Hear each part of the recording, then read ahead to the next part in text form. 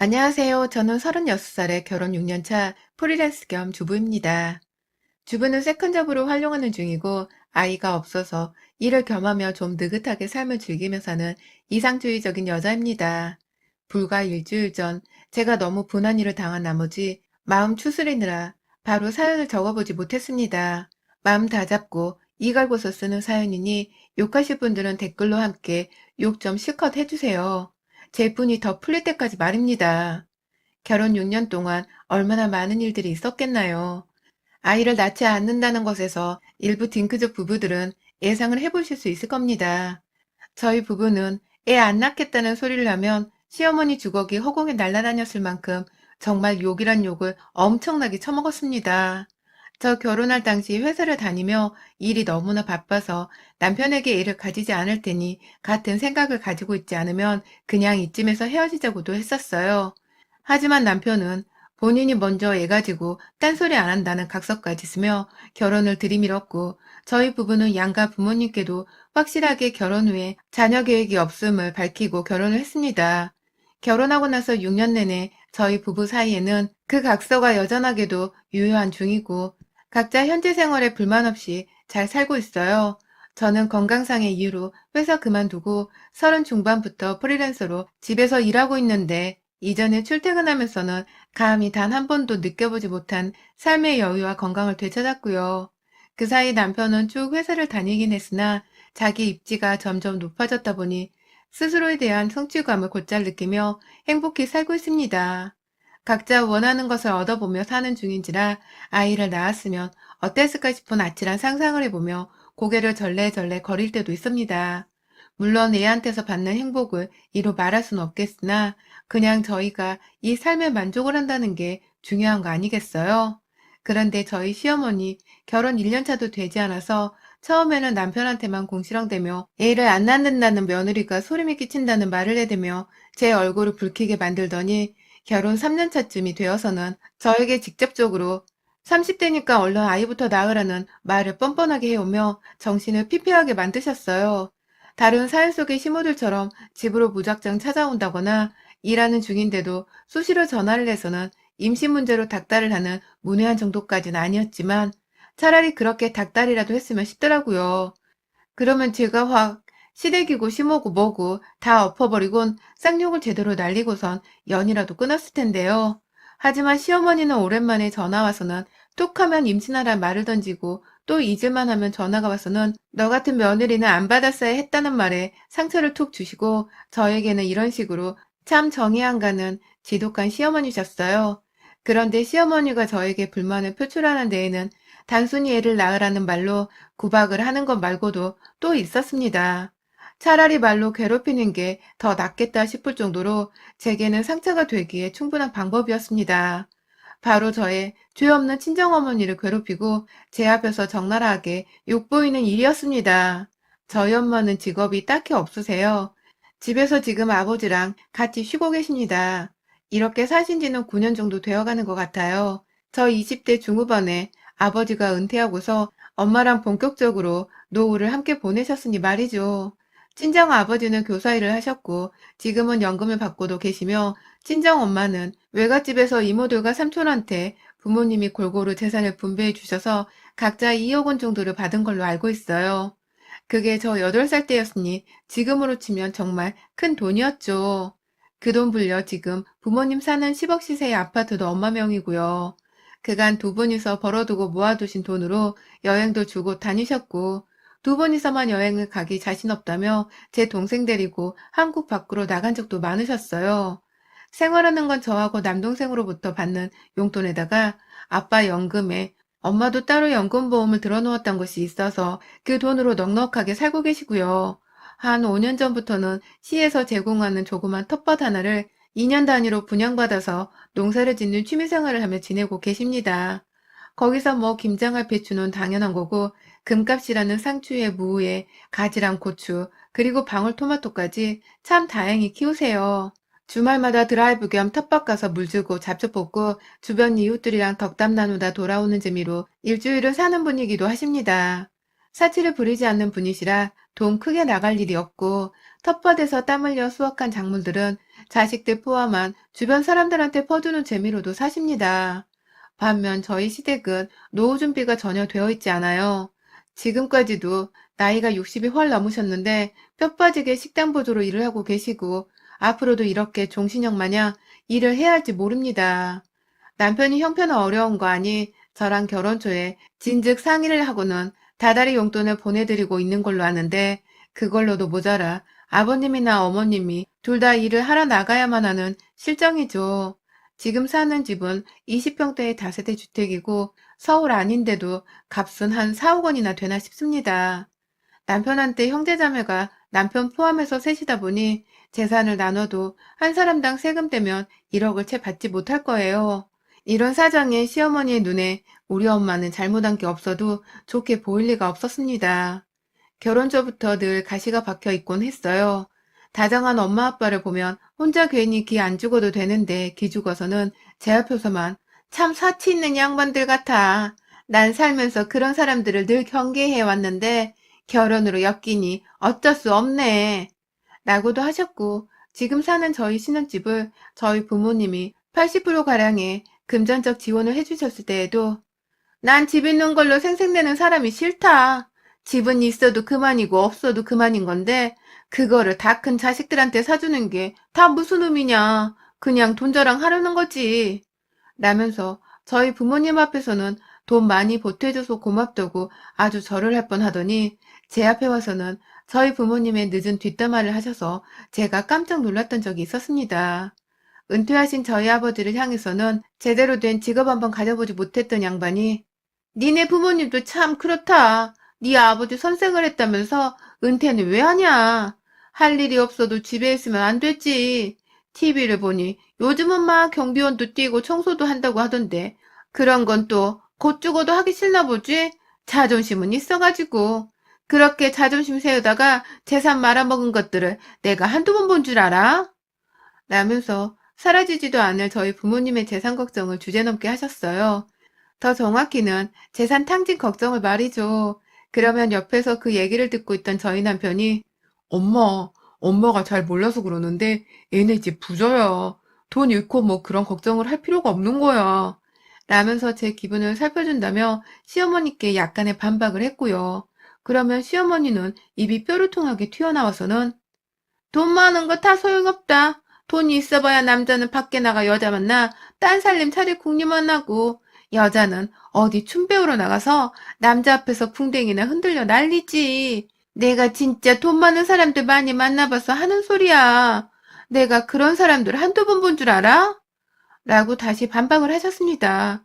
매번 자기가 한두 번 본 게 아니라는 말을 버릇처럼 하면서 자신의 말에 타당성을 증거 없이 말로만 타당성을 부여하던 우리 어머니는 자기 말이 맞을 테니 두고 보라는 식으로 말을 씨부리는 게 정말 약이 올라 죽겠더라고요. 그래도 뭐 저희 부모님이 직접 이 얘기를 전해 들으시는 것이 아니기 때문에 저 혼자 씻고 넘기면 된다며 참았습니다. 그런데요. 1년 전에 코로나가 시작되고 나서 시어머니의 일이 파트타임으로 확 줄어버리게 되었습니다. 밤늦게까지 하루 종일 부엌에서 일하면서 200 정도 겨우 받으셨던 것으로 알고 있는데 이제는 일하는 시간이 준 것은 물론이고 겨우 달마다 돈 100만 원을 채 벌어오지 못하게 되었다 하더라고요. 그걸로 남편한테 용돈을 좀 올려주면 안 되냐는 전화까지 왔다고 하고 남편도 부모님이라 거절을 못하고는 말씀을 듣고 용돈을 20만 원 정도 더 올려주기로 했나 봐요. 다달이 50만 원이 시부모님께 나가게 된 것이었죠. 뭐 자식이 없어 우리한테 돈 나갈 일이 그리 많지는 않으나 저로선 기분이 좋지 못했습니다. 남의 집 기둥을 뺏어온 것 같아서 죄책감도 느껴지고 괜히 부담스럽고 나도 결국은 며느리인지 그 돈이 아깝기도 하더라고요.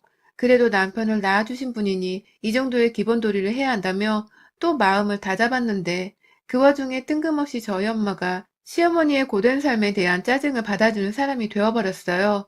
정말 역같게도 말이죠. 저희 엄마는 텃밭 시작하신 5년 내내 수확된 것이 있으면 모조리 다 주변 사람들에게 골고루 나눠줬어요. 농약 한번 뿌리지 않은 유기농의 농작물이다 보니 선물 받고 좋아하는 사람들이 거의 전부였죠. 우리 시어머니 빼고 말이죠. 상추가 금값으로 하늘 높은 줄 모르고 치솟을 때에도 우리 엄마는 일부러 시댁에 더 많은 상추를 가져다 드리곤 했어요. 제일 상태가 좋은 걸로 골라다가 다른 가지나 무 같은 것과 같이 따서는 무상으로 드렸어요. 가족이니까요. 그런데 시어머니는 그럴 때마다 세상에 뭐 이런 비싼 걸 다 가져다 준대. 우리 식당에서 보니까 상추 비싸다고 사장님이 힘들어 난리더만. 고마워요. 가게 살림 보탬 많이 되겠네. 라면서 아주 좋아 죽겠어 하면서 입이 귀에 걸려서는 다 받아내더니 꼭 엄마가 가고 나면 제 앞에서만 뒤늦게야 저희 엄마를 향한 뒷담화를 하시더라고요. 나이를 곱게 먹어야 할 텐데 얼마나 할 일이 없으면 농사나 짓고 사냐 저 나이에. 정말 불쌍하다 불쌍해. 너무 불쌍해서 내가 어떻게 행동해야 할지를 몰랐다 잠시. 무작정 고맙다고만 짓거렸는데 나 잘했냐? 라며 이걸 우리 엄마의 딸인 제 앞에서 씨부리는 바람에 제가 홧김에 그럼 제가 도로 갖다 드릴게요. 어머님 말고도 받고 좋아라 하시는 주변 사람들 많아서 보람을 느끼고 하시는 건데 받기 싫으시면 당장 돌려주세요. 저 지금 엄마한테 갔다가 집에 가려고요. 라면서 도로 우리 엄마 농작물을 달라고 하기도 했죠. 그러면 또 시어머니는 아유 이미 준 건 뭘 또 뺏어. 그냥 내버려둬. 쌈이나 싸먹어야지 뭐. 라면서 아주 일주일이 되도록 그 상추를 만나게 쳐 드셨다고 합니다. 그것 말고도 또 한 번은 김장철에 배추를 잔뜩 보내줬더니만 배추 사는 데에 돈 안 써도 된다면서 저희 엄마한테 고맙다고 아주 그냥 또 허리를 바짝 숙이더니 엄마가 가고 나면 할 일 없는 옆했네 상대하는 게 나로서는 너무 힘들다. 그만 오게 하셔도 된다. 다음부터는 보낼 야채는 택배로 보내라고 해라. 라면서 농작물을 그만 받겠다는 소리는 안 하고서 그냥 엄마 얼굴만 보기 싫은 거니 농작물을 택배로라도 보내란 소리를 하더라고요. 아, 진짜 사람에 대한 예의라는 게 정말 발톱 때만큼도 남아있지 않는 마음 불쌍한 노인네더라고요. 그러다 결국 참던 것이 골마 터져버리게 되었습니다. 제 앞에서만 그간 엄마 욕을 해오셨던 것이기 때문에 절대로 가족 간의 싸움만 들어서 난처할 일 만들지 말자며 이 얘기를 엄마한테 전달한 적이 없었어요. 저희 엄마는 오히려 사돈이 농작물 받는 걸 좋아하신다면서 텃밭 가꾸는 걸 더 신나라 하고 좋아하셨기 때문에 감히 그만하라는 말도 쉽게 할 수가 없었습니다. 그런데요, 제가 미처 중간에서 조금씩 손을 써보기도 전에 우리 시어머니가 저희 엄마한테 제대로 엿을 먹여버리고 말았습니다. 이번에는 뒤에서 지랄을 떨며 엄마의 뒷담화를 딸인 제게 하는 치사한 짓거리가 아니라 우리 엄마를 면전에다 대고 수치심을 주는 일촉즉발의 쇼킹한 짓거리였습니다.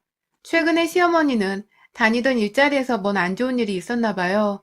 퇴근하시는 그 밤길에 저한테 뜬금없이 전화가 와서는 왜 얘가 전화를 안 받냐? 내가 그렇게 용돈 좀 더 올려달라고 사정을 했는데 아직도 올리지를 않았던데 하면서 남편을 찾더라고요. 남편은 이미 돈 때문에 어머님이 전화를 하셨다는 걸 알고서는 고개를 저으면서 전화를 안 받겠다고 했고요.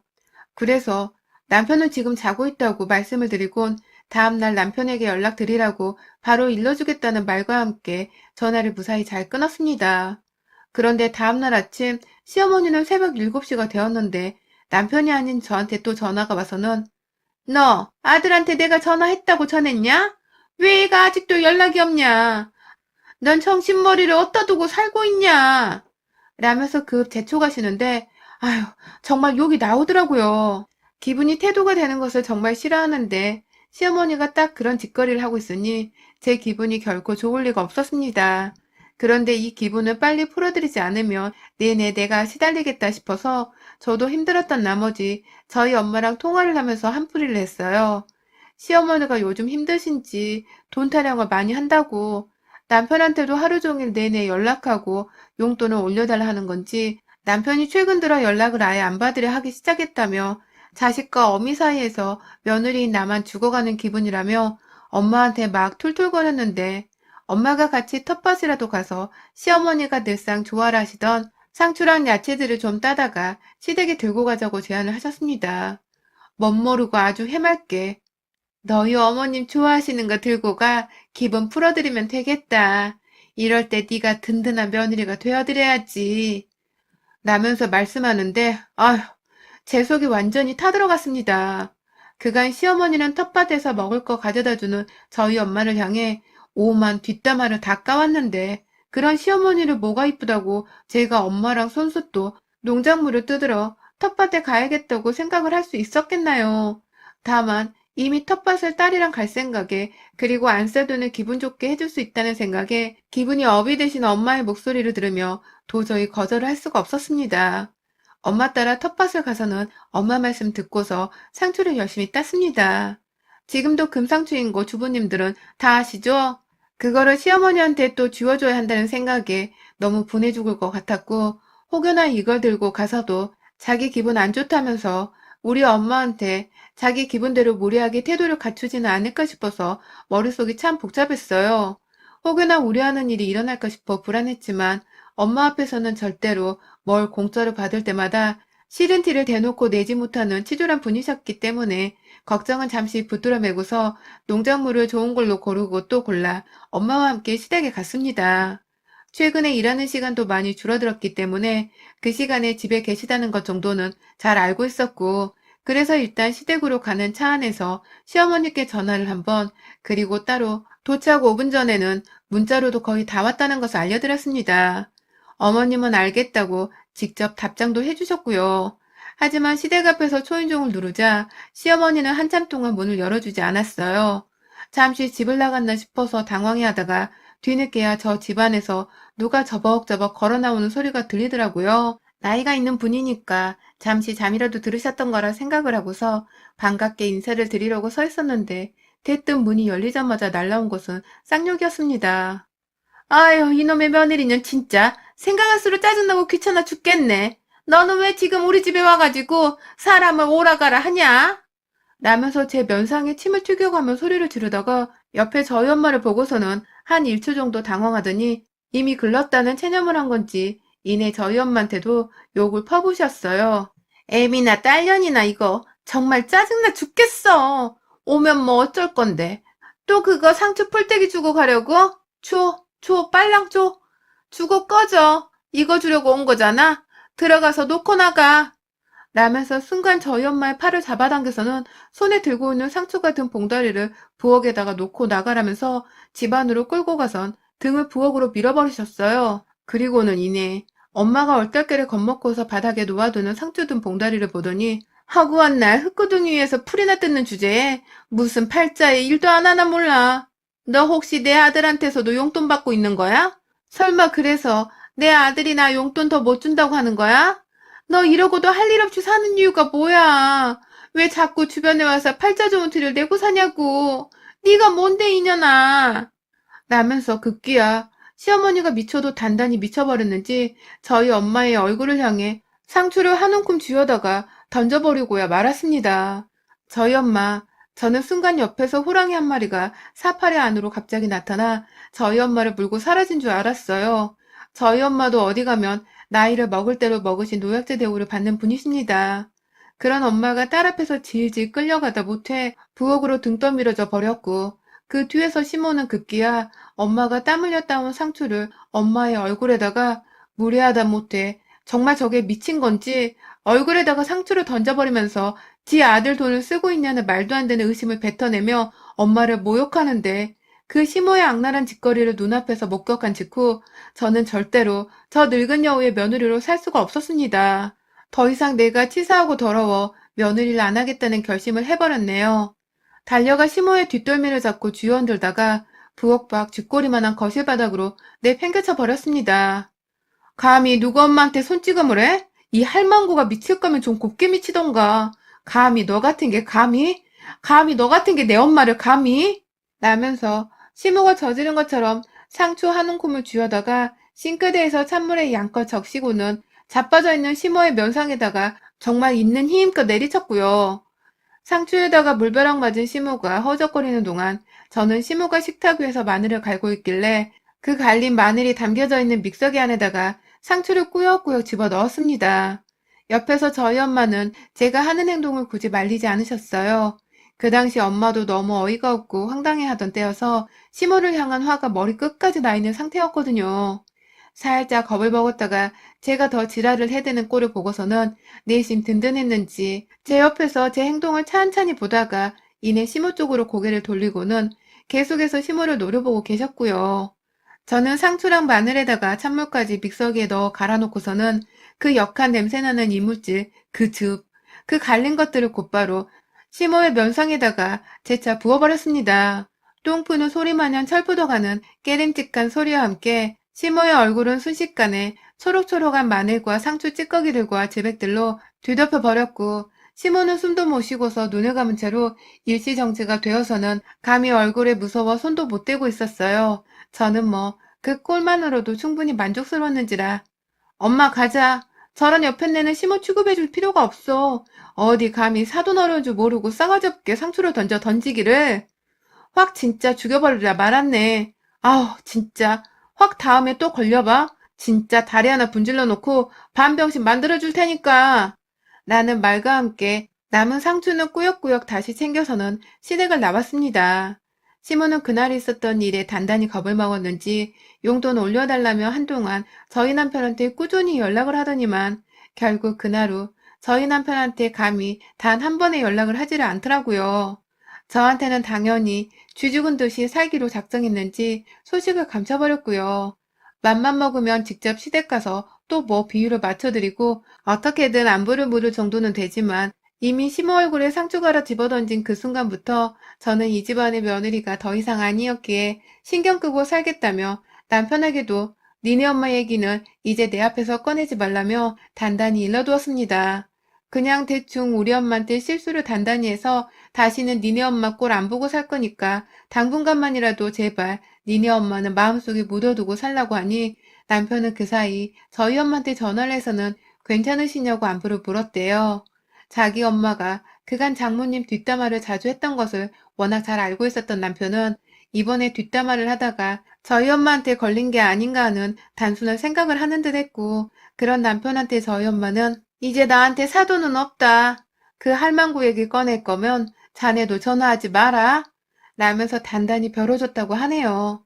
그로 인해서 저희 남편은 더욱더 겁을 먹고는 자신이 어떻게 장모님 화를 풀어드려야 하냐면서 지 엄마한테 화내고 저한테 부탁하고 저희 엄마한테 애원하고 정확히 싸운 이유도 모른 채 벌써 저희 엄마 편을 들면서 눈치를 보고 있습니다.